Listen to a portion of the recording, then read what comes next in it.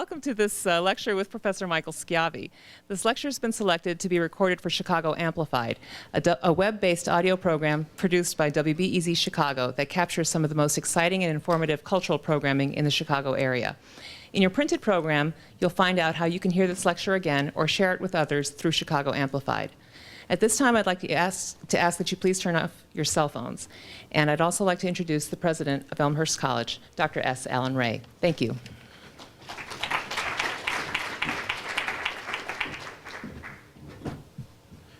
Good afternoon, everyone.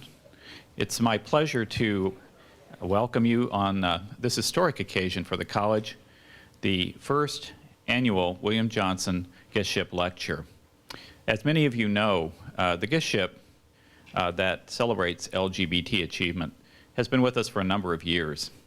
But the college was privileged earlier this year to gain Bill Johnson's agreement that we could honor him in this way. Bill, as you know, I'm sure by now, a 1968 graduate of this college, in 1972 became the first gay person to be ordained to a mainstream Christian denomination in modern times. He is a pathbreaker. He is a courageous man. He is a kind and compassionate person, I think, as all who know him would attest. And he's a very, very acute observer of the times in which he's lived. So it's entirely fitting that the giftship now carries Bill Johnson's name.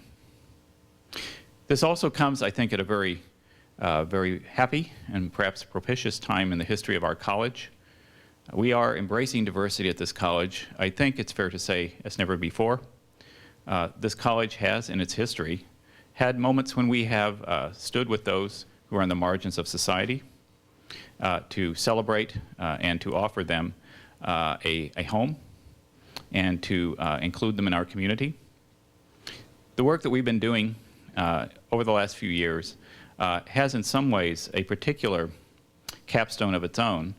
As many of you know, I think, we are delighted that yesterday Professor Diane Chambers announced that the faculty will be developing in a very intentional way curriculum around LGBT studies at a level and an intentionality that we have not seen before, and that this is a great gift to the college. And I couldn't be more delighted by that commitment. It dovetails very nicely with the commitment that we've made through our admissions office to extend a warm, extravagant UCC welcome to LGBT students. Many of you have been following that, no doubt, in the papers over the last few months. And the news that we now have a curriculum that matches it, I think, clearly solidifies the image of this college as standing behind LGBT students and the intellectual reflection on the history and culture of LGBT people. It's my pleasure then to welcome you to this event. And to introduce our speaker today is the president, formerly of SAGE, now Equal, Emily Pocinskas. I probably missed that, but I tried. Thank you. Thank you, and enjoy yourselves. Thank you all for coming. Emily.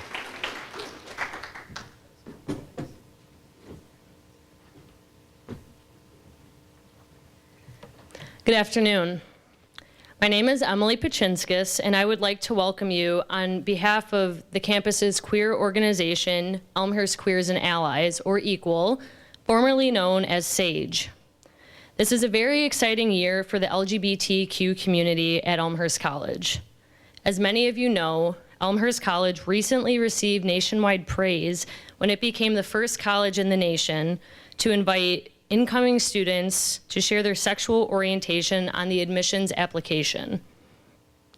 Today, we are delighted to honor alumni of Elmhurst College, Reverend William R. Johnson, by renaming our annual LGBTQ guestship after him. In coming weeks, EQUAL will be sponsoring events and activities relating to the queer community. We'll be going to Oak Park's Queer Film Festival on December 26th, and on December 9th, we will be holding our annual Big Gay Gathering, in which we invite local and regional gay-straight alliances to Elmhurst for an evening of interactive educational activities. I would like to take this opportunity to invite you all, students, faculty, staff of Elmhurst College, and community members, to please be a part of these events that Equal is sponsoring. On behalf of the students of Elmhurst College, we are very grateful and thankful for President Ray's leadership through these proactive events. And we are also very grateful for Professor Schiavi and Reverend Johnson in taking the time to come and be a part of the Elmhurst community for a couple of days. It is now my pleasure to welcome Professor Tina Kazan, Associate Professor of English, to introduce our speaker.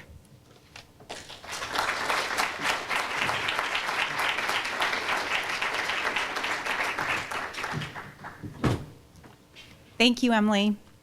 I am pleased to say a few words today about Dr. Michael Schiavi. Dr. Schiavi is a full professor of English at New York Institute of Technology in Manhattan, where he coordinates the English as a Second Language program. He also teaches fascinating courses like literature, New York in literature, and gay and lesbian literature courses that start with Sappho and take students all the way through to the graphic art of Alison Bechtel and the music of everyone's favorite internationally ignored song stylist from East Berlin, Hedwig. Professor Schiavi is even willing to leave New York during their film festival just days before the premiere of the documentary on Vito Russo. Professor Schiavi did his undergraduate work at American University and has his MA and PhD from New York University. He has published on topics like theater, film, and pedagogy in numerous prestigious journals, including College Literature, Modern Drama, Theater Journal, Modern Language Studies, New England Theater Journal, and the Quarterly Review of Film and Video, among others. His recent book from the University of Wisconsin Press, Celluloid Activist, The Life and Times of Vito Russo, has been praised as a complex portrait by Kirkus Review. The Chronicle calls it a good read, not always an easy one, but a good one. Lambda Literary has said that Professor Schiavi has done the world and history a great service by excavating the memories and lessons of one of the great activists of our time. Film magazine Cineast has called the book an important addition to queer and film scholarship, a startling book for all that it brings together. It makes us think about the connections between sex and art in ways that illuminate LGBT political cultures of the 1970s and 1980s. And it also gives readers a sense of the monumental physical, emotional, and psychological losses that occurred because of AIDS. Closer to home, our Windy City Times has called Celluloid Activist densely researched, moving, and entertaining.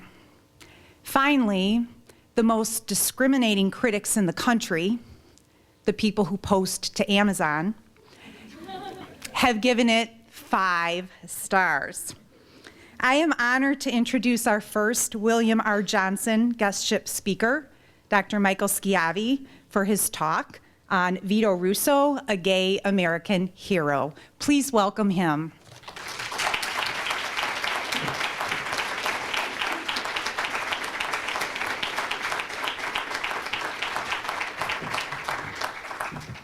Oh my God, I didn't know my own career as well as you did. You really dug me up. Thank you very much, Tina.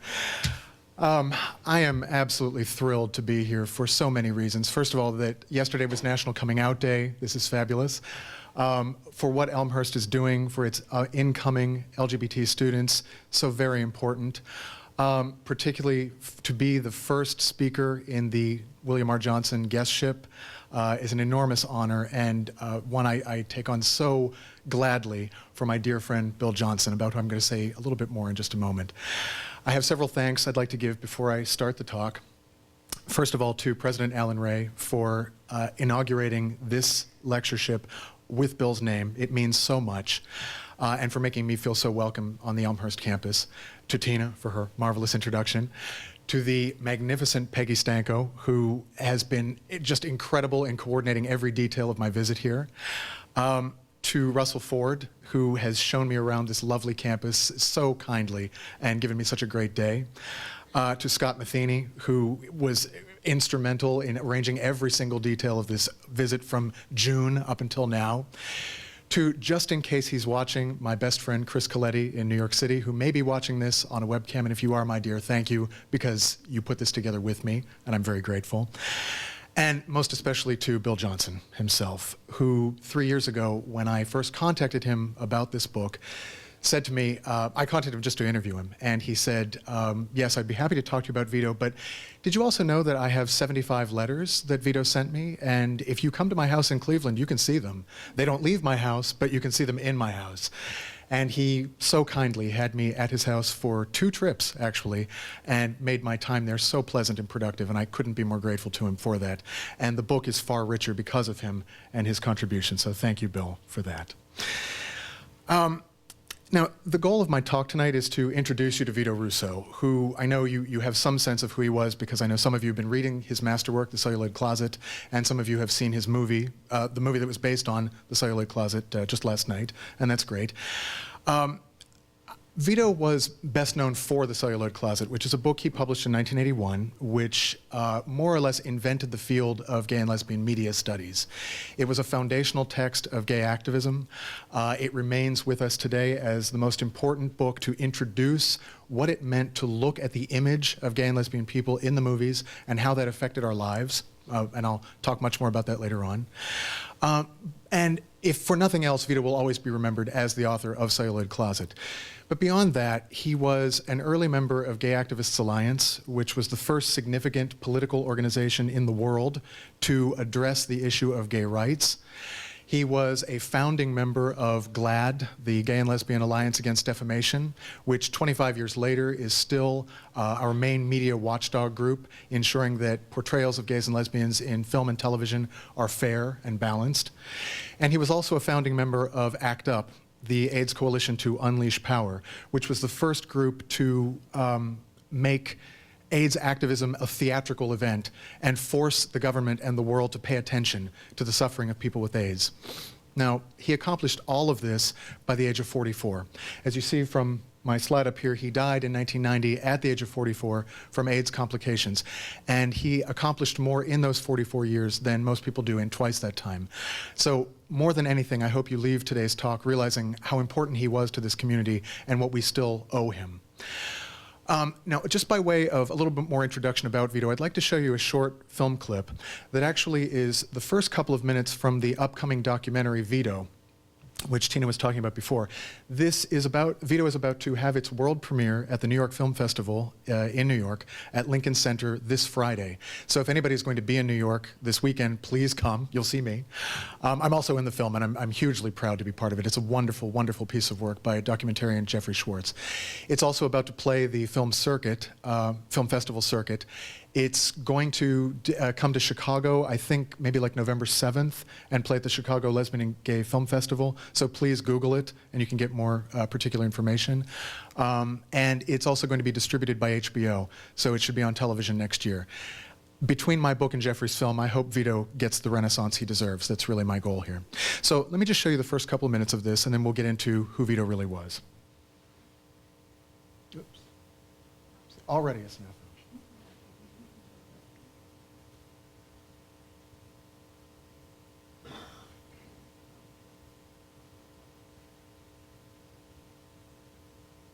Vito Russo. Vito was first and foremost an activist. The gay people in middle America are certainly ready for it, and if the straight people aren't, then they should get to know who their neighbors are. If you're going to talk about the gay rights movement, you're going to talk about Vito. Gay rights now! Gay rights now! When I got involved in the gay movement, I was fighting for the generations that are going to come after me, so that young gay people who are 14 and 15 won't have to grow up the way we did. These people are debating whether or not you have the right to live, and you're not part of the discussion. Vito got very angry, but he had this special gift of being able to be angry and still loving him. Just for a minute or so, we'd like to take you back exactly 60 years to what may be the first gay character in an American motion picture. He was the first person to write about how Hollywood treated homosexuals. I have loved you the way they said. Now, it's not such a shocking thing to see gay people on the screen, but you know, the things that you think are going to take 10 years take 100 years. 40,000 dead from AIDS. Vito had a big impact on how we thought about, handled, and dealt with the epidemic. I'd like to get a lot of people in this community angry. The rest of this show may help you to get angry. In the middle of the river, he went and he changed the current. You know how hard it is to do that? It's real important that right now, whether I live or whether I die, that I fight. He took a stand. He is our gay hero.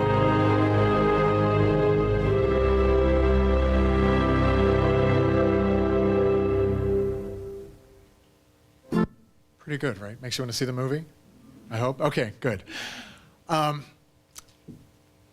Now, Vito obviously was not born a gay activist. He had to come from somewhere. He had to develop into this hero that we see in the film. And I'd like to give you some background about his life. And this is going to be kind of a freewheeling combination of lecture and readings from my book and some more video clips. So sit back and enjoy what may seem a little bit disconnected. First of all, let's take a look at his early life. Vito was born in New York, in East Harlem, July 11th, 1946. He was born to parents Angelina and Angelo, or Annie and Charles Russo, who were very, very Italian Catholic, very, very working class, and very unprepared for the little boy they had as their first son.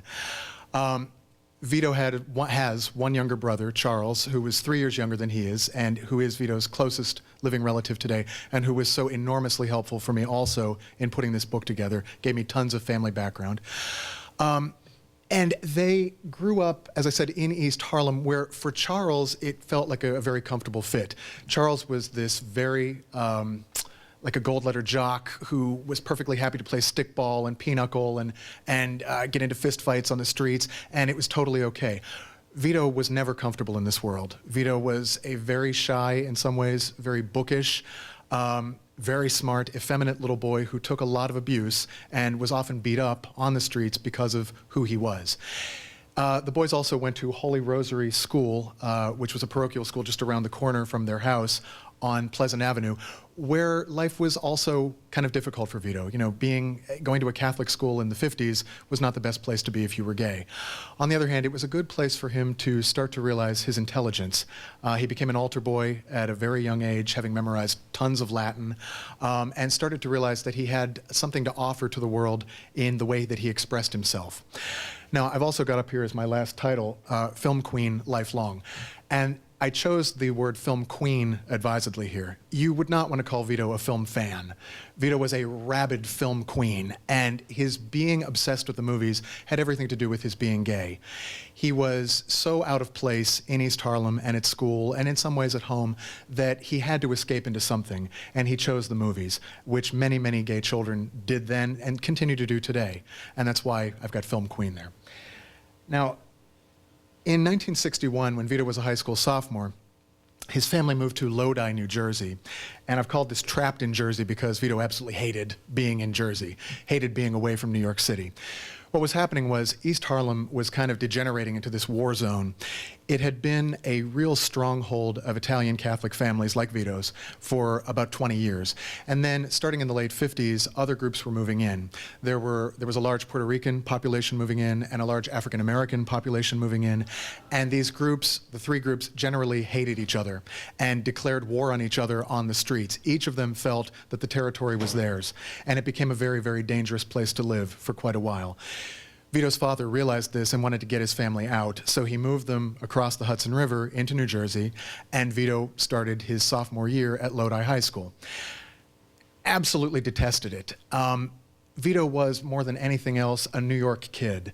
He loved being able to just, take the subway down to Broadway or over to Central Park or to the Museum of Natural History. He wanted to be in a city also where he was regularly seeing gay people on the streets. Out in Lodi in the suburbs, there was none of this, and it made him miserable. Now, in 1964, he enrolled as an English major at Fairleigh Dickinson University, graduated in 1968. And while he was in college, he was just beginning to come out of the closet. But because Fairleigh Dickinson was in Rutherford, New Jersey in the 60s, it was almost impossible to really come out. This just was unheard of in gay culture and gay life at that time. So Vito was just edging his way out ever so gently. And one of the ways he tried to do that was by inviting a speaker that I have up here named Dick Leitch to come out to FDU. Now, Dick Leitch was the president of the Mattachine Society in New York. And Mattachine, as some of you may know, was really the first gay organization, the first significant gay organization in the United States. It wasn't exactly a gay rights organization because it wasn't a group that was fighting for change in the laws, which Vito's organizations later did. But it was more started in 1950 in Los Angeles by Harry Hay and a group of friends, a group of people who just wanted someplace safe for gay people to come together and feel they could talk and not have to hide about who they were. Well, 15 years later, Mattachine had a chapter in New York City, and Dick Leitch was the president, and he was making the rounds to various colleges around the Northeast especially, talking to college groups about the experience of being gay. And Vito thought it would be a wonderful idea to bring him out to FDU just a couple months before he graduated. Turned out to be not such a wonderful idea. He gave Dick Leitch this incredibly decorous, respectful introduction, saying how glad he was to have this distinguished visitor from New York City come and talk about the homosexual experience. And Leitch got up there to the podium and said, "Oh, forget everything he just said. I'm just a good old-fashioned cocksucker." Now, he meant the remark to be funny, but to say that to an audience in a college in New Jersey in the mid-60s, or the late 60s, was a really, really, really scary thing to do. And the audience was not happy at all. And one of Vito's professors came up to him afterward and said, "Someday, Cookie, they'll shoot you in the streets if you push this thing." And that just made Vito angry. By this point, Vito was just about to graduate from college. He was almost 22 years old, and he had had enough of censoring himself as a gay man. He knew that Leitch's comment was off color, but he also knew that it was an expression of gay pride, and he wanted very much to incorporate that into his own life, and he knew he couldn't do that in New Jersey. So in 1968, around the time he graduated from college, he escaped and moved to Greenwich Village in New York. Now, in the Village, he immersed himself in gay life, not gay politics, but gay life. He immediately became a waiter at various gay restaurants in the Village. He sort of adopted all gay friends, and his life became entirely gay. But it was a very apolitical life. It was a life just about being with your friends and having a good time and going out to drink. And hopefully, if you were in a mafia-owned bar, which all the gay bars in New York were at that time, hoping that you would not get caught in a raid, which occasionally Vito actually was. He was taken to jail just for being in a bar or just for being in a bathhouse. Now, right after this is when Stonewall happened. This was June 28th, 1969, and Vito was actually present for Stonewall. He wasn't participating, but he was present. He had just been to Judy Garland's funeral that afternoon. He was a huge, huge, huge Judy Garland fan. And when he was finished with the funeral, went back downtown, finished his shift at work, and heard that there were all these crazy queens at the Stonewall bar, which was not far from where he worked, rioting against the police. There had been what was a very typical raid on the Stonewall. In those days, police regularly raided the gay bars, harassed the patrons, dragged them out, put their names in the newspapers, people lost their jobs, and basically put up with this. Gay people were not fighting back because they thought that this was more or less their lot in life, to be terrorized and harassed like this. For the first time in New York City, and certainly in American history, this time when the raids were happening, the gays were not being passive. They decided to fight back, and they were not allowing themselves to get marched into paddy wagons. They were pushing back at the cops. They eventually started throwing things at them, like what started with as like bottle caps and pennies, became little pebbles, became stones, became boulders, eventually became big chunks taken from the street. Eventually the cops got backed into the Stonewall themselves, and the rioters were throwing Molotov cocktails through the window. They were hammering at the door with a parking meter. And this was a total change in gay history. For the first time, gay people were really fighting back. Now, Vito was present for all this, but he was also scared to death. This was a very, very violent scene, and throughout his life, Vito was always really terrified of physical violence. So he looked at what was going on. He walked across Christopher Park, got to an elm tree, climbed up to a high branch, and watched the action from a really good seat. But he didn't participate because it was just too scary. For the next 9 months, he was kind of on the fringes of gay rights. He didn't get really involved in the beginning of a gay rights movement until the Snake Pit Raid, March 8th, 1970. And I'd like to read to you an excerpt from my book which describes that night and how it was important to Vito.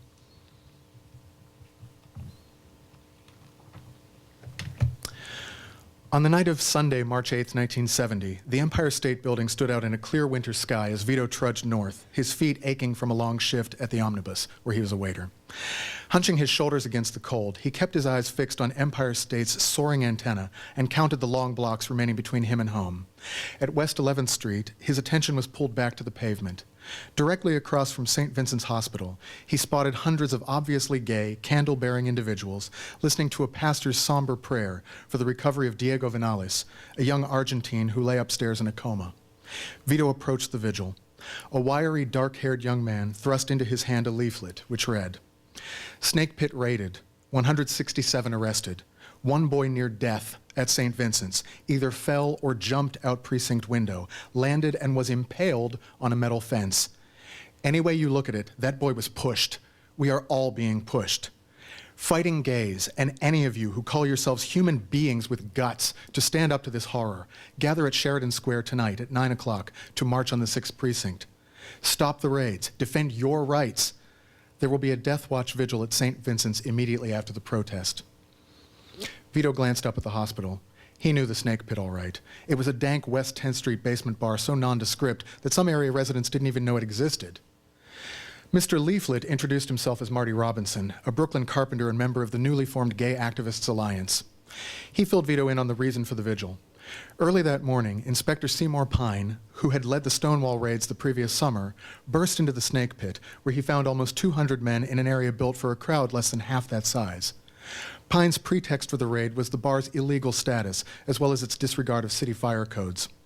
When customers became belligerent, Pine envisioned another Stonewall. This time, he wouldn't let matters escalate. He arrested everyone at the bar and hauled them over to the 6th Precinct on Charles Street. Among those arrested, Diego Vinales had special reason to be afraid. He was living on an expired tourist visa in East Orange, New Jersey, and feared deportation. At the precinct, according to one of the other prisoners, quote, "Nobody told us about our rights or why we were being arrested," unquote. When this man inquired about his rights, he was ordered by a cop, "Shut your fucking mouth." Another officer called him a faggot and a prick. In this environment, Vinales panicked, bolted up the stairs, and tried to leap from a second-story window to an adjacent rooftop. He missed his target and plunged to street level, where 6 14-inch railing spikes gored his groin and thigh. Unable to free him, the fire department rescuers were forced to blowtorch the fence and transport the victim, still impaled, to St. Vincent's Hospital. Chilled, Vito returned his gaze to the pamphlet in his hand. What it said was true. Diego Vinales had indeed been pushed from that window. He was pushed by society. Vito realized that if Vinales didn't have to be so scared of being deported, he wouldn't have jumped. And if he hadn't been patronizing a gay bar, he wouldn't have been arrested, just like the crowd at the Stonewall last summer. These were not isolated injustices. Gay people were perpetual targets of the law. And this is what really brought Vito into gay activism, was this experience with Diego in the Snake Pit. Now, from that experience, 2 months later, he joined GAA, which, as I said earlier, was really the first gay rights organization in the world. It was the first because, unlike Mattachine, it was not content with simply helping people to come together and talk about their experience, which was very important. But GAA was determined to change the laws at the city, state, and federal levels that discriminated against gay people. In 1970, up until 1986, in New York City, it was perfectly legal to fire someone simply because they were gay. It was perfectly legal to throw someone out of his or her apartment simply because they were gay. Or to say, you're walking through Central Park and I know you're gay, I'll arrest you on the spot if maybe you're holding hands with another guy.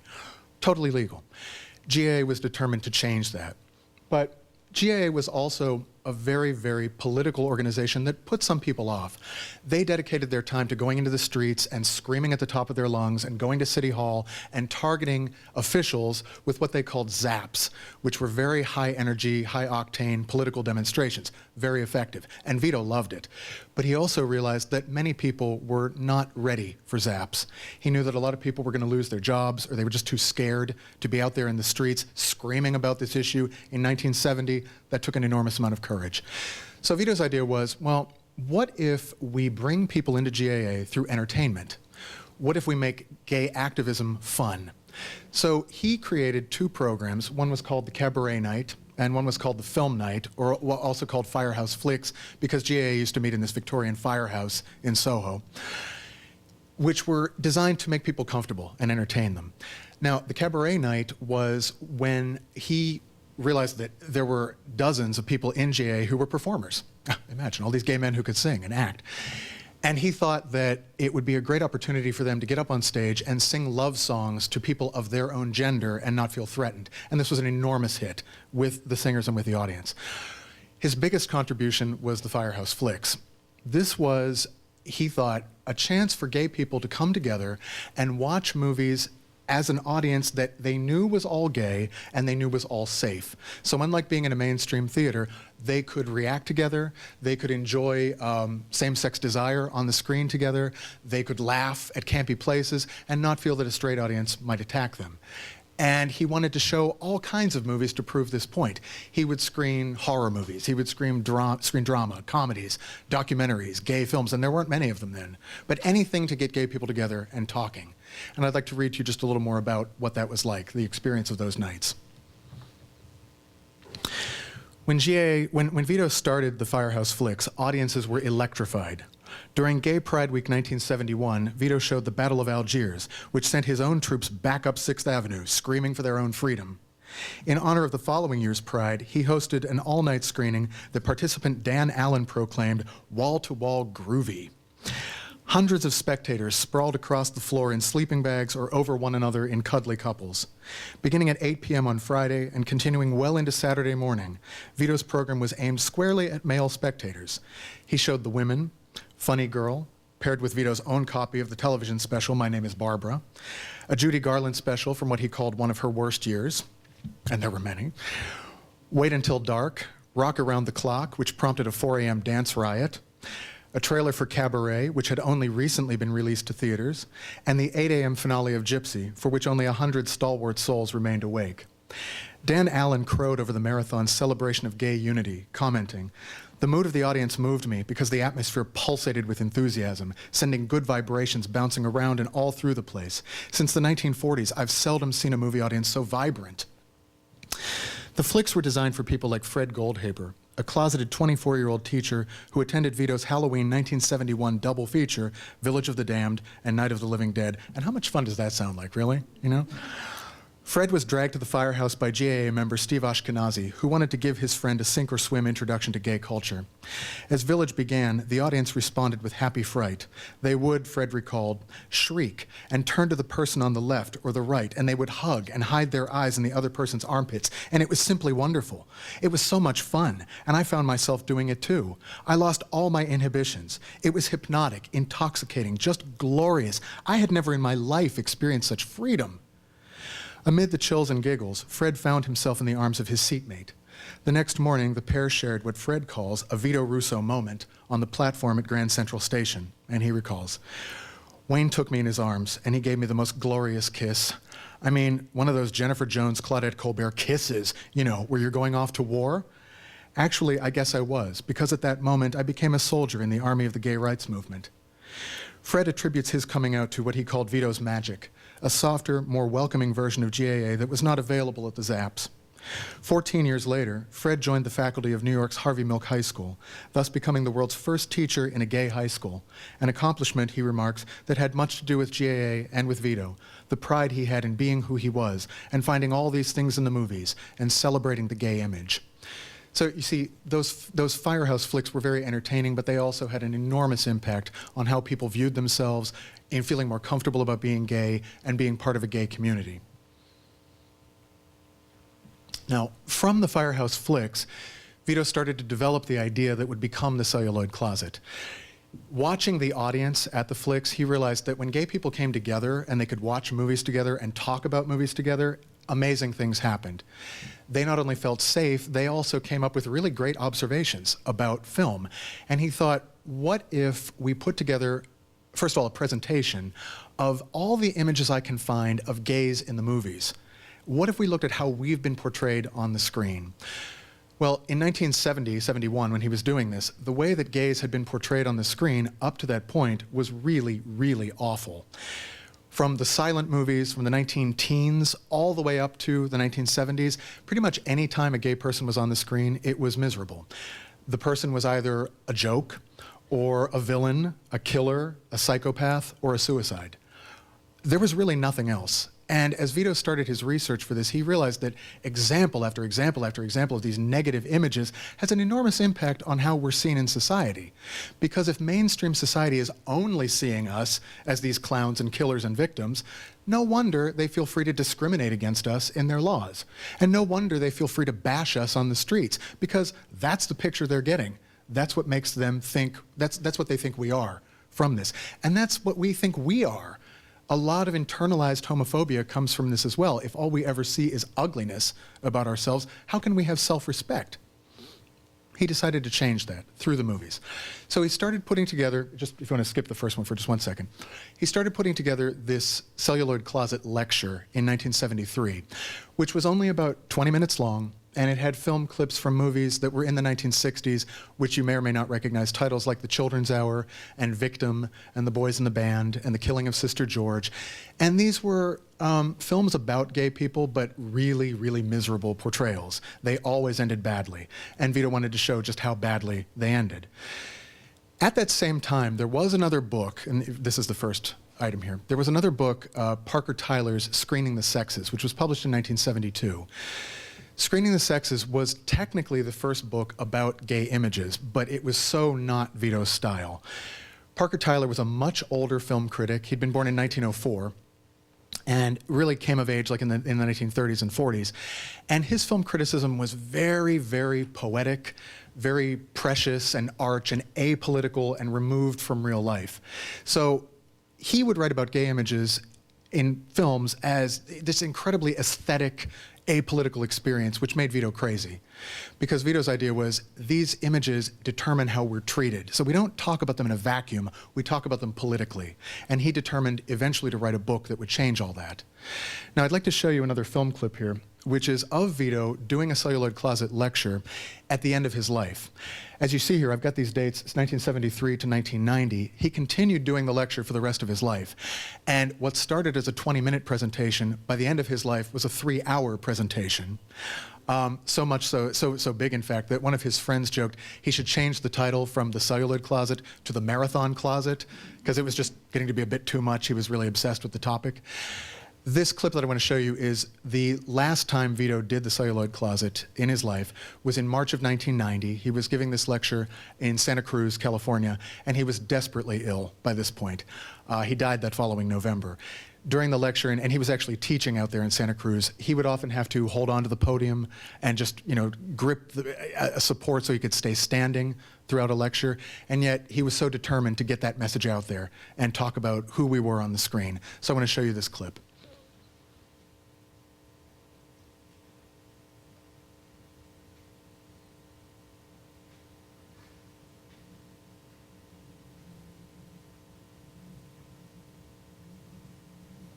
And Hollywood had a completely different attitude towards the sexes, towards the relationships between men and women. And I think that was because for the first movies spoke to our pioneer heritage, this illusion that we had of ourselves as a virile, masculine society, the conquering of the wilderness. The Westerns were the first popular movies. There was an anti-intellectualism about early Hollywood movies. The sort of Eastern sissy versus the Western cowboy. The conquering of the wilderness meant that this was the leading country, that we called the shots, that we were the most powerful country in the world. And movies reflected that. And what you got was a portrait of America where there was no room for weakness or effeminacy. And if you look, for instance, at Crocodile Dundee or Rambo or any of those films, you see that they are the direct descendants of the Westerns, because we don't make Westerns anymore in our society. And so those films sort of fill that void of having the masculine, aggressive hero. And what you find in those films is not so much homosexuality, because I've looked, but you do find, as a thread which runs through these films, a fear of homosexuality. Underneath all this macho behavior, underneath all this sort of jingoistic patriotism, you find a terrifying fear that somebody, somewhere, might be queer. and that's the sort of basis for the buddy film. I mean, homosexuality, people are always criticizing those of us who talk about buddy films where there's no overt homosexuality, but where the strongest, most loving, deepest relationships are between members of the same sex. And you're often criticized for saying that those films are about that, but the truth is that the only reason why you bring that up is because homosexuality as a concept arises naturally whenever two men in this society are close or emotional, because they can't conceive of friendship between women or friendship between men that doesn't have some sort of a sexuality attached to it. We attach that sexuality to it just because of our national consciousness about these things. And so you do find characters that are terrified of being called queer. And so there's always that issue in those films. You know, yes, we love each other. Yes, we're close, but we're not fags. You know, so if they didn't have to say, but we're not queer, the issue wouldn't come up in the first place. They're not comfortable. And so a lot of these films that you're going to see today illustrate the difference between a real man and a sissy. Do we have to stop? Take change. Okay, we're going to occasionally for only a second. Vito. These lectures became hugely popular. When he started them in 1973, as I said, it was just sort of local colleges around the Northeast, and eventually they went international. He was giving them in England, in France, in Australia. He eventually gave the talk at over 200 universities. He gave it at really prestigious places like the American Film Institute and the Roxy Theater in San Francisco, the Fox Venice in LA. He had really large audiences by the time the argument was really taking off, and he had a lot more to show for his viewers.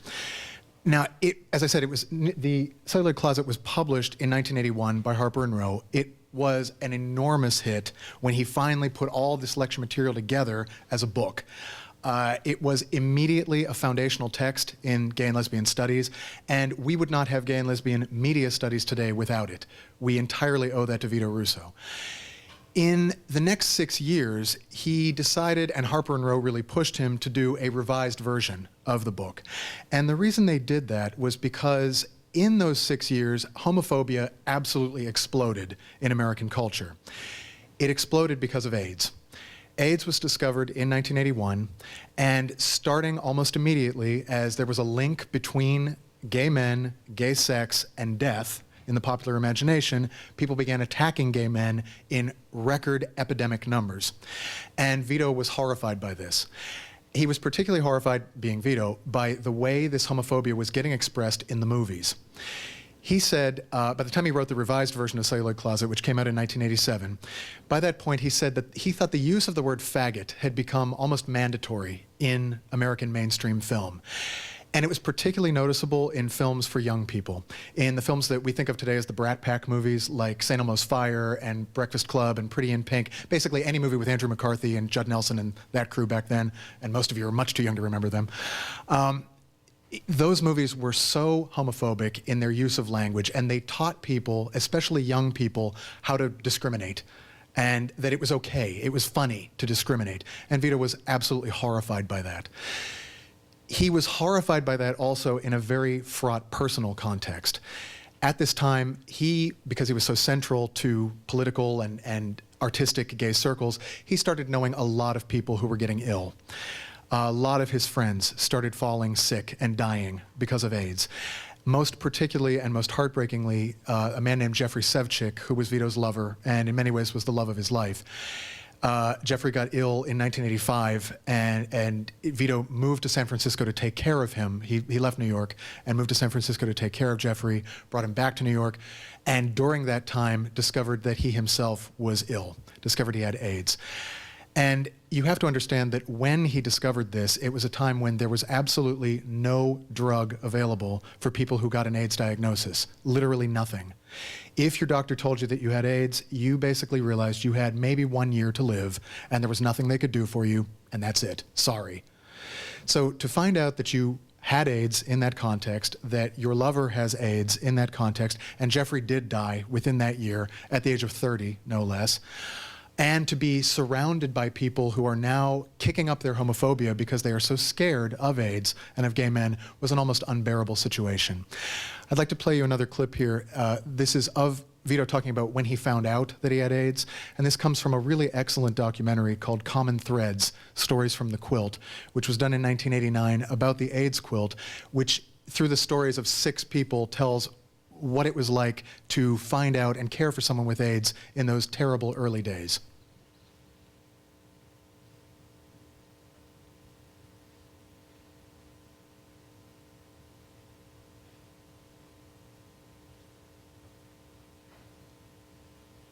Noticing that there was a dark spot on the back of my knee, like inside the hollow behind, and I noticed it, you know, I think most people did by accident. You know, I just looked and there it was. And I couldn't lie to myself. I wasn't, because I was more sophisticated about this disease than I think the average person, and I knew immediately what I was seeing. And of course you hope that it's not. I mean, everybody does. But I immediately made an appointment to see my doctor in New York. The phone rang.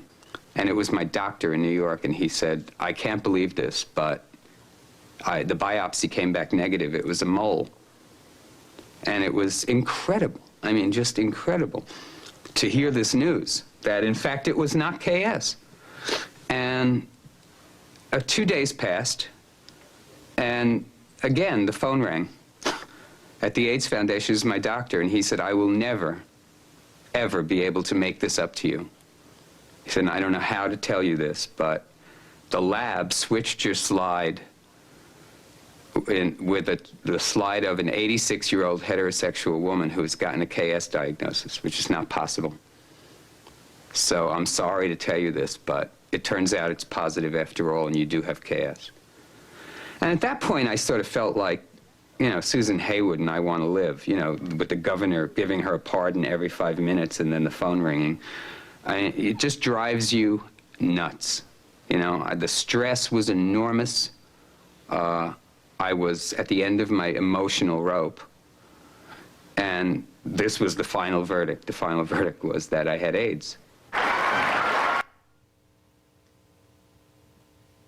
Now, again, you have to imagine that in the context, to find out that you have AIDS, to know that there is no hope, that no doctor can give you anything, your partner has just died, or in fact, Jeffrey would die less than a year after Vito got that diagnosis, and then to be hearing constantly people calling you a faggot, a pervert, that you're spreading your disease to society, would make you pretty crazy. I mean, it would drive you out of your mind. In response to that, being driven out of his mind, Vito formed GLAAD. In the last 5 years of his life, Vito became an AIDS activist. He had been a firebrand gay activist, a firebrand gay critic, and in the last 5 years, he became an AIDS activist. And he did this at first through the organization GLAAD, which is the Gay and Lesbian Alliance Against Defamation, which he co-founded with his best friends, Arnie Kantrowitz and Jim Owls, and several other writers. I want to read to you just a little segment from my book, which explains to you how GLAAD was formed and what that group was facing at the beginning of its tenure. In September 1985, a group calling itself the Family Defense Coalition staged a 2-day picket in front of the St. Mark's Baths in the East Village. One protester carried a sign screaming, "The gay baths may spawn an epidemic of AIDS that will devastate New York." New York papers poured gasoline on this panic. The muckraking Post led the charge with a series of editorials, cartoons, and articles equating gay sex with death. A letter published in the Daily News suggested that the noun gay be changed to the acronym SAP for sodomite anal pervert. In the New York Times, William F. Buckley Jr. proposed a policy with unmistakable Nazi parallels, and he wrote, "Everyone detected with AIDS should be tattooed in the upper forearm to protect common needle users, and on the buttocks to protect the victimization of other homosexuals." Anita Bryant seemed tolerant by comparison. In response, Vito, Arnie, Jim, and Marty Robinson, the guy from GAA that I talked about much earlier, convened on October 30th at the New York State Council for the Arts to discuss strategy with the gay writers Gregory Kolovakis, Alan Barnett, Daryl Yates Rist, and Barry Atkins. How should they answer the hate-mongering inspired by AIDS? Vito argued that the gay community needed an organization to scrutinize the media's representation of homosexuals. All instances of homophobia should inspire blistering GAA-style zaps. The new organization named itself the Gay and Lesbian Anti-Defamation League, a title that stuck until the Anti-Defamation League of B'nai B'rith, having copyrighted the term anti-defamation in 1913, threatened to sue. In response, the group renamed itself the Gay and Lesbian Alliance Against Defamation, or GLAAD. At GLAAD's first town hall meeting, which packed over 700 angry, anxious gays and lesbians into a West Village church, Vito attempted to channel flaring differences of opinion. Whatever their views on the baths, he told the crowd, they must not be blinded to the exploitation of AIDS by right-wing fanatics and yellow journalists determined to create a witch hunt mentality against lesbians and gay men in New York. With screams of approval echoing around him, he thrust his right arm high over his head and flashed the hall a V for Victory sign. Dazzled by the electric speeches of Vito and fellow GLAAD board members Daryl Yates Rist and Jewel Gomez, a New York native reporter hailed the evening as a new Stonewall. And in many ways it really was. It was a resurgence, a rebirth of gay activism that New York and really the country had not seen in close to 15 years.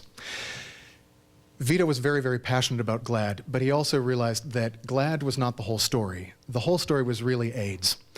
The whole story was a disease that had people so addled and so phobic that responses to AIDS were completely out of proportion.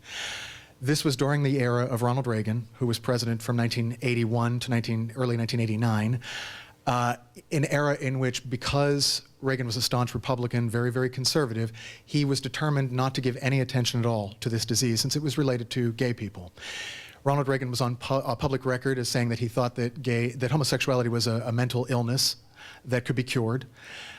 He did not mention the word AIDS in public for 6 years into the epidemic, and by this point, nearly 50,000 people had died of it, 50,000 Americans. Just absolutely unconscionable neglect and murder. It's no way to look at it but other than genocide. The other thing about this was that AIDS at the time, the only drug by this point, this was now a couple years in, there was a drug called AZT, which was the only drug that the federal government had approved for AIDS. AZT was effective for a bit, for a couple of years, but then terrible side effects would kick in. Yes, AZT was fighting your virus, but it was giving you anemia. It was giving you terrible leg pains. Vito suffered these things himself. And AZT was also prohibitively expensive. It would cost $8,000 to $10,000 a year if you didn't have insurance, which many people with AIDS did not, as many of them don't now. So it was a horrifying, horrifying time. And Vito realized that there needed to be some official response to this. There was in New York a group called Gay Men's Health Crisis, which still exists today, which was the first AIDS organization to help people with AIDS, but not really in an advocacy way. It was more helping people who were sick to fill out their wills, to sign them up with a buddy who could come to their houses and cook their meals and do their shopping for them and hold their hands and make them feel better. And this was very important, lovely work. But Vito thought, and many people agreed, this was not going to change anything. This was only taking care of the dying. So he started to get very impatient, and eventually he was a co-founder of the AIDS Coalition to Unleash Power in March of '87, which I'd like to read you a little bit more about and then show you a clip. By 1987, a decade of respectable, bureaucratic gay politicking had allowed 32,000 people, 10,000 of them in New York City, to develop a fatal illness. Vito urged Gay Men's Health Crisis to, quote, take a chance on offending someone, somewhere, sometime, by raising its voice to governmental institutions that were allowing thousands to die by not facilitating drug research. To remain silent in the face of such negligence was unconscionable. In parting shot, Vito raged, quote, we're exhausted and we're threatened with death, darlings. Where the hell are you? Waiting online to get into the new Bette Midler movie? Get your asses into the streets. And pretty soon people were doing that with him. ACT UP was founded just a few weeks after this letter that he wrote to the New York Native at a meeting at the Gay and Lesbian Community Center in March of '87.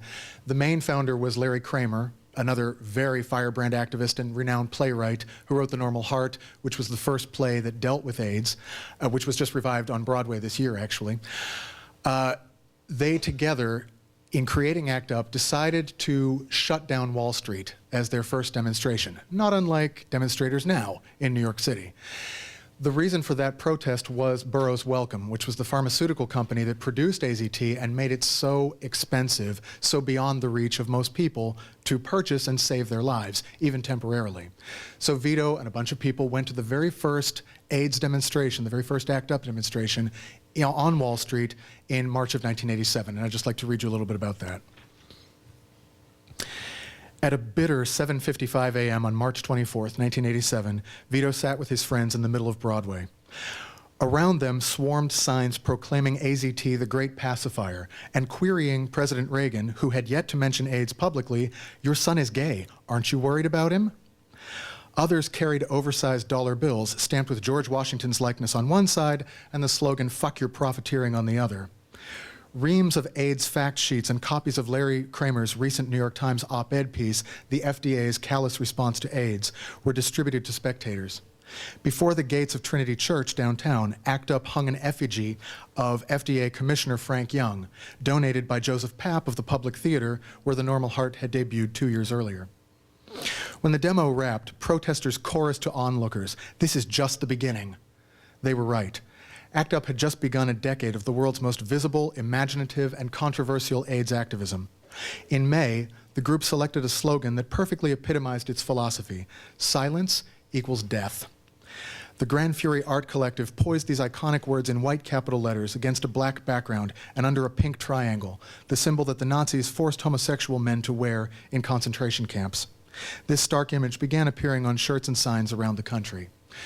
ACT UP became this incredible guerrilla political theater group, which would go out into the streets and make unbelievable spectacles, unbelievable noise to call attention to their extremely legitimate and urgent cause, because many of the members of ACT UP were dying themselves, or they knew people who were dying, like Vito. Vito became almost immediately ACT UP's most popular and charismatic speaker, and he had really one of the best moments of his life the following year, in October of 1988, when there was a demonstration in Washington at the FDA. On the steps of the Health and Human Services, Vito delivered his most famous speech, which I would like to show you now in its entirety because it's really Vito at his height.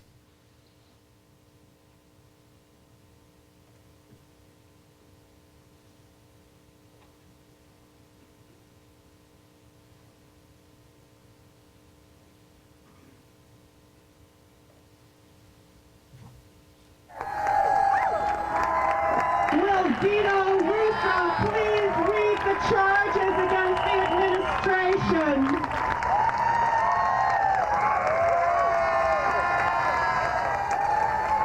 You know, members of my family who get all their information from reading the newspapers and watching television know two things about me. They know that I'm going to die, and that the FDA and the government is doing everything in their power to save my life.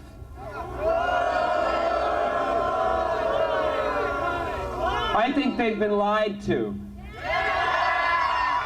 If I'm dying of anything, it's from homophobia. If I'm dying of anything, it's from racism. If I'm dying from anything, it's from indifference and red tape. If I'm dying from anything, I'm dying from Jesse Helms. If I'm dying from anything, I'm dying from that moron who calls himself the President of the United States.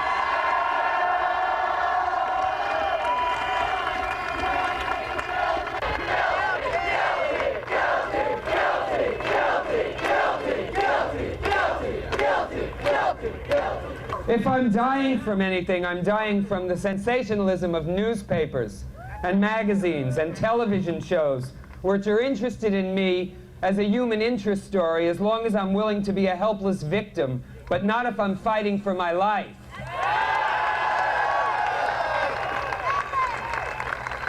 If I'm dying from anything, it's not from opportunistic infections. It's from opportunistic politicians. And opportunistic crazies on the right and the left who are using AIDS to push their bullshit ideology by exploiting my movement.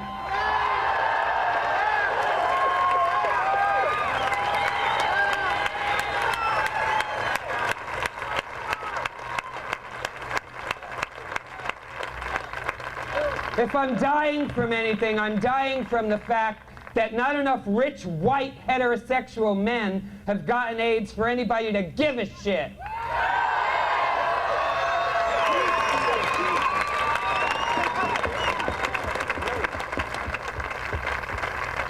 Living with AIDS in this country is like living in the Twilight Zone. Living with AIDS is living through a war which is happening only to those people who are in the trenches. Every time a shell explodes, you look around and you discover that you've lost more of your friends. But nobody else notices. It isn't happening to them. They're walking the streets as though we weren't living through some sort of a hideous nightmare. Only you can hear people screaming and dying and crying for help.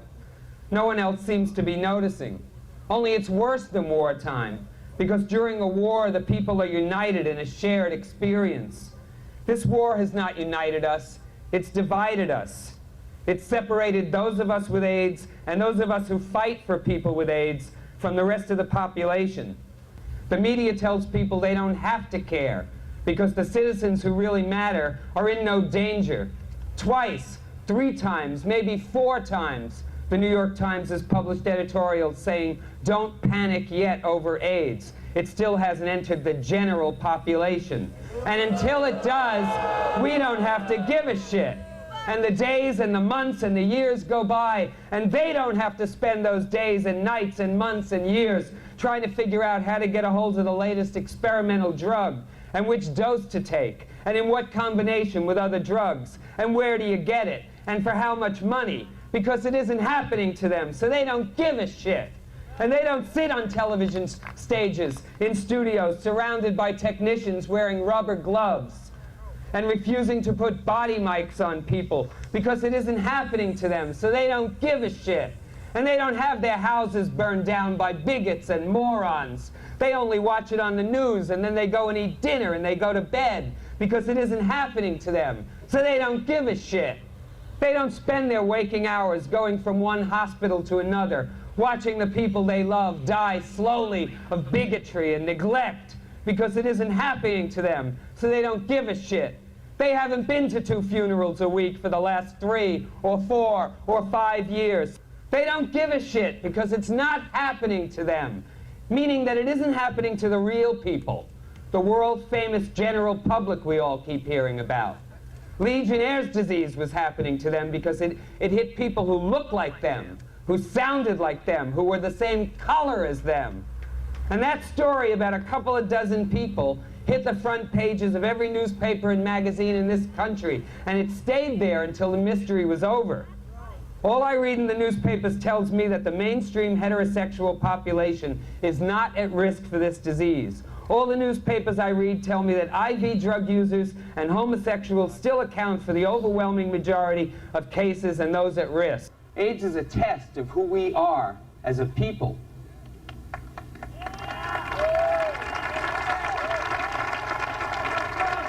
And when future generations ask what we did in the war, we're going to have to be able to tell them that we were out here fighting.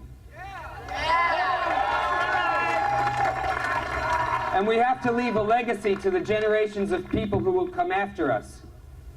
Don't ever forget, remember, that someday the AIDS crisis is going to be over.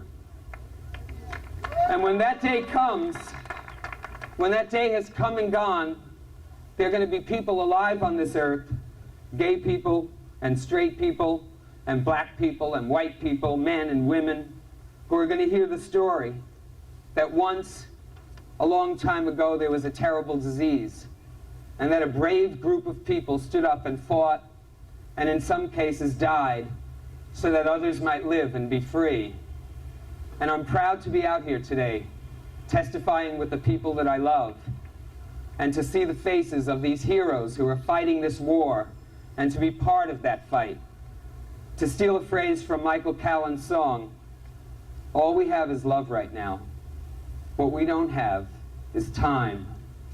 And so, like the unsung anonymous doctors all over the world who are fighting this disease and are so busy putting out fires that they don't have time to strategize, AIDS activists are stretched to the limit of their time and their energy, putting out the fires of bigotry and hatred and misinformation, when what we need to be doing is fighting for drugs and research money to save the lives of the people we love. We need time to strategize the next year of this battle, and we need our friends to join us so that we can buy that time. And after we kick the shit out of this illness, we're all going to be alive to kick the shit out of this system so that it never happens again.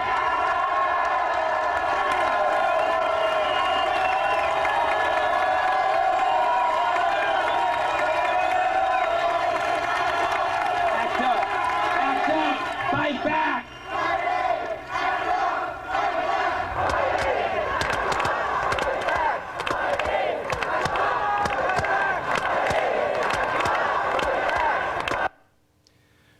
I think you get some sense from that of the power that he had as a speaker and how he could galvanize people and inspire them to follow him in this incredibly worthy cause. What you should also know about that speech is when he gave that, he was incredibly sick. He had KS, the Kaposi's sarcoma, the skin lesions that indicated cancer. He had terrible insomnia, terrible anemia, terrible leg pains, and yet he got himself down to Washington because he believed so strongly in this cause. And he continued fighting almost to the very end of his life until illness literally made it impossible for him to stand up and keep screaming. But his legacy is still with us, and that's what I really want you to take away from this talk tonight. What is Vito's legacy almost 21 years after his death? Well, his legacy is visibility at any cost. Make people aware of who you are. Come out of the closet. Tell people about yourself. Don't be ashamed. Feel proud of who you are. Tell your family, tell your friends, tell your coworkers, tell your professors. Be open so that they know gay people, and they don't feel that they can discriminate against a faceless group. What else is Vito's legacy? Another very important legacy is standing up for our rights. When we see that we've been maligned, when we see that people in society are talking about us or treating us the way that we don't think we should be treated, scream about it. Screaming makes a difference. Vito's whole life is testament to that. We today have the rights we have as a community because of Vito Russo. And it's so upsetting to me, and part of my main reason why I wrote this book, that 21 years after his death, very few people remember his name. And I'm very much hoping that my book helps to change that. I'm hoping that Jeffrey Schwartz's documentary helps to change that. And I thank you very much for your attention and your interest. I'll be very glad to take any questions.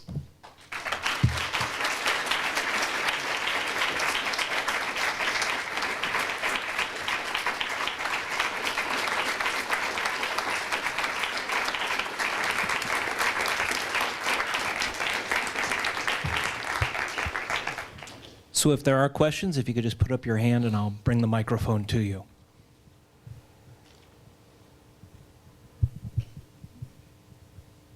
Don't be shy.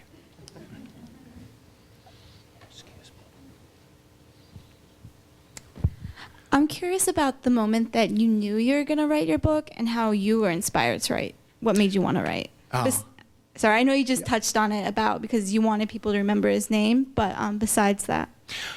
I got inspired by Vito Russo when I was a college freshman. I was this very closeted and scared 17-year-old at American University, and had never said I'm gay out loud, and was really, really in love with my roommate.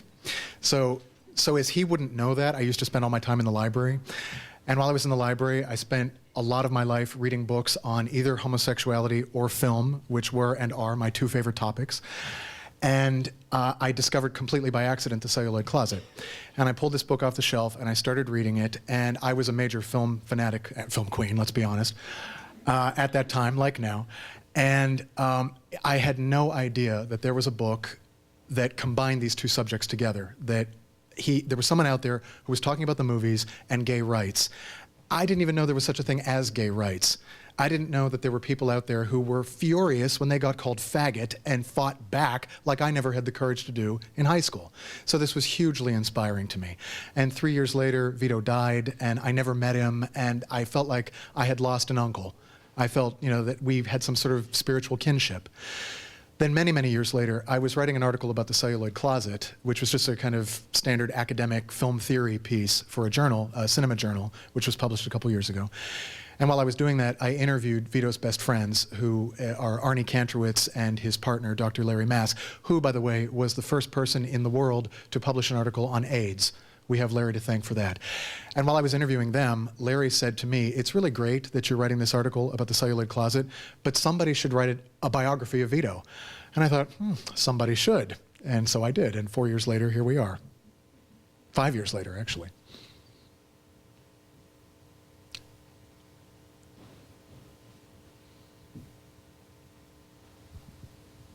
Thank you very much. It's very important that we remember the people who fought and are still fighting the good fight. While I was driving over here, I had the radio on National Public Radio, All Things Considered, and they announced that Frank Camedy had died at age 86. Yes. So we should remember him too, and what he went through, being fired by the Army in 1957 for having been arrested for being gay, and how it turned him into an activist. Absolutely, yes. Frank, thank you very much. And they did play a quote from an interview that NPR did with him, where he said the main focus of the federal government should be to affirm the rights of every citizen. Yes, absolutely. For those of you who don't know that name, Frank Camedy was a hugely important gay activist in the 50s, a PhD in astronomy who was fired from a government position simply because he was gay, and then devoted the rest of his life to fighting gay rights. Keep an eye open for a biography of Frank Camedy, which is being worked on currently by a friend of mine, David Carter, who also wrote a marvelous history of the Stonewall riots. That was published several years ago, and if you just look up, if you Google David Carter Stonewall, strongly recommend that. David has been interviewing Frank for years, and I'm sure is shattered by this news. Thank you for bringing him up.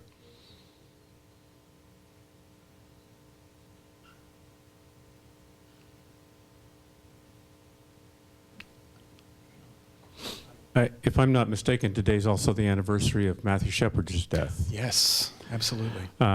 There's been a, what I think is a shift over the period of Vito's activism until now, among gay men at least, in kind of the way we deal with one another and with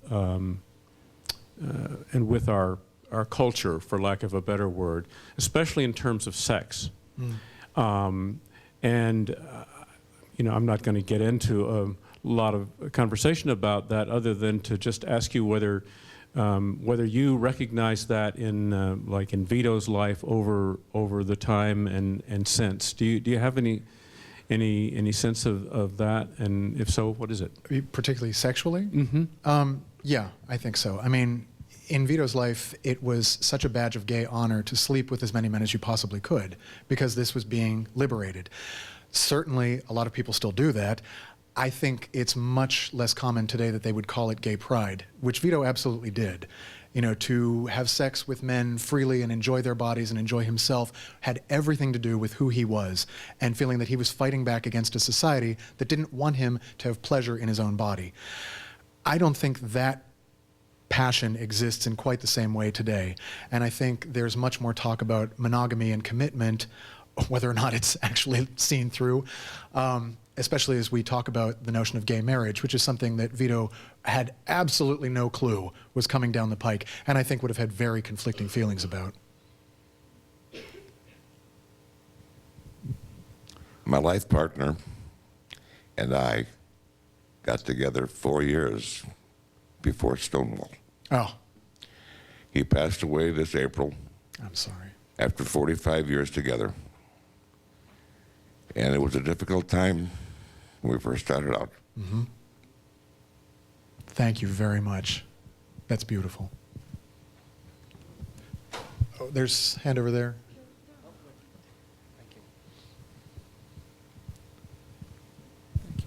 Michael, can you speak to the significance of the Halloween parade as one that's gone from back in the 70s of a civic ritual of just sort of street theater into like the early 80s when it became, for people like me coming from Staten Island at the time, who would go as a, when we went as a high school kid, it was a street theater. When we went as a college kid, it was activism. Is that sort of typical of the evolution that Vito would have been involved with, or did that sort of develop as its own sort of entity, or what are the points of contact? That's a good question. I don't think that really was a consciously planned change, although I see exactly what you're saying. I think that was more, particularly as AIDS became known in the 80s, there was inevitably a stronger sense of we have to fight for our rights, and anytime we celebrate, we're also remembering people who died, and we're trying to save people who are still alive. Vito actually really had nothing to do with the Halloween parade except taking his nieces to it. They would come in from Jersey and he would paint himself up in clown makeup and take the girls and have a great time. The Halloween parade now, I don't know if you've been in recent years, but I avoid it completely because it's basically nothing but tourists and loud, drunken college kids, and there's nothing wrong with that, of course. But in later years, it's not something that I want to do as much as I did when I was a drunken college kid. Oh, Russ. Yeah. Bill had his hand up, and there's one in the back, too. Thank you. How do you view the Obama administration? How are they doing in terms of gay rights issues? And what are some of the priorities you'd like to see Obama address or the next president address if it's not him? If the next president isn't Obama, we're not going to have any addressing of gay rights. Obama frustrates me, I think, as many people are frustrated by him. He, I think, means very well and is a very brilliant man and knows gay people and his heart is in the right place, but he's forced to move at a glacial pace because of the opposition to him. So the fact that Don't Ask, Don't Tell is finally repealed, that's marvelous. The fact that New York State, my home state, finally got marriage rights, I'm overjoyed. But, we're talking about 6 states in the Union, and we're talking about a federal government that continues to say a marriage is a man and a woman. I frankly don't see that changing anytime soon, and I don't see real victory coming when we have to fight state by state, and every time we do it, it's an agony of legislation and debate and bile. I personally don't see how that's going to change quickly. I hope I'm wrong. Michael, you're a big film queen. Indeed. So I want to ask you if you would, from your own assessment, speak about the depiction of gay, lesbian, bisexual, and transgender people in films in this period of time from the time that Vito died in 1990 to the present. Gay film has changed so much since Vito's death, and he would have been so astounded to see what became possible after he was gone, and frankly, thanks to him. Vito, in 1987, when he wrote the revised version of the Celluloid Closet, he said his ultimate goal was gay and lesbian film characters, gay and lesbian stories, where the sexuality of gay and lesbian characters was just taken as a given. This wasn't a scandalous thing. It wasn't the whole point of the movie. It wasn't something to make fun of. It was just something that was part of the story, which really did not exist outside of very, very rare independent movies in the 80s that he would have seen at the very end of his life. After that, years later, it became possible to do a movie like The Kids Are All Right with Julianne Moore and Annette Bening, where you have a lesbian couple dealing with parenthood issues, dealing with couple problems, and it has nothing to do with the fact that they're lesbians. Nobody has any problem with that at all. It's just a story of a relationship. Vito would have been overjoyed to see that. He would have been overjoyed to see a movie that just came out this year called Beginnings, which stars Christopher Plummer as a man in his late 70s who is just coming out of the closet.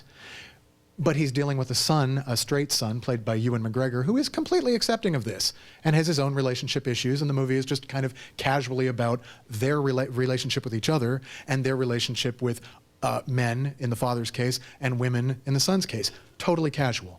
Vito would have been so thrilled to see that. And he would have, he would have had to think about gay film in a very different way because it wasn't nearly as subtle during his life. Yeah.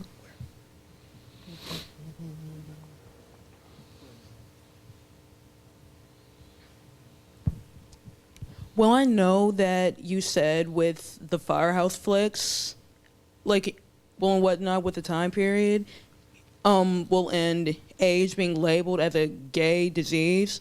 I was just curious as to where lesbianism fit in within the gay movement in Russo's lifetime. That is an excellent question. And it was also a very controversial question in Vito's life. In GAA, Gay Activists Alliance, lesbians got very justifiably furious because it was a very male-dominated organization, and the lesbians felt that the men often condescended to them. They felt that, and not felt, I mean, it was very true. They would talk to them saying things like, would the girls make the coffee? You know, for guys who are fighting for their own rights and to be treated with respect, this was Neanderthal sexism. But it was also how they were raised and socialized as men. That split became so divisive that, in fact, lesbians left GAA and formed a group called Lesbian Feminist Liberation in 1973, which was really the beginning of lesbian separatism. There was an enormous body of lesbians in the 70s that really wanted absolutely nothing to do with men. They felt that if they were going to get their own liberation, they had to move completely away from male society. And that included gay male society, because they thought that they were just as much sexist pigs as straight men. So they very much moved off into their own world. They came back heroically in the AIDS epidemic. For gay men who often wanted nothing to do with lesbians, who wanted lesbians out of their bars because they just wanted to be cruising with other guys, who were so condescending and dismissive of lesbians in political ways, when gay men started falling ill and dying, lesbians came back into their lives in heroic force. They tended them, they held their hands, they fought the good fight in the streets, they worked to change the laws. They were astonishing. And in fact, in Vito's very last speech, which he gave at the Lesbian and Gay Film Festival in New York City in June of 1990, he was actually flat on his back with pneumonia at New York University Medical Center, and he had this speaking engagement he was determined to keep. He went to the Biograph Theater, where it was being held on West 57th Street, and addressed this audience about gay films of the 80s. He did his usual shtick. And he said, as his parting last public comment to the men in the audience, never forget your debt to women. The women in this audience have saved our lives, and we must always remember and honor them for that. And he was literally taken from the stage, put back into a cab, taken back to the hospital from there. That's the last time he ever spoke in public.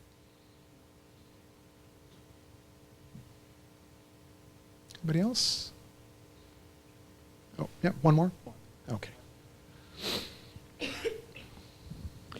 I just wanted to know, now that this book has been published, do you have something else you're working on, something in mind, something in the back burner? I do, yes, and it's probably another biography of another gay figure, but I really don't want to talk about it yet because it's just sort of germinating in my brain and I don't want to jinx it. Thank you. Okay. And with that, please join me in thanking Michael for this wonderful talk today.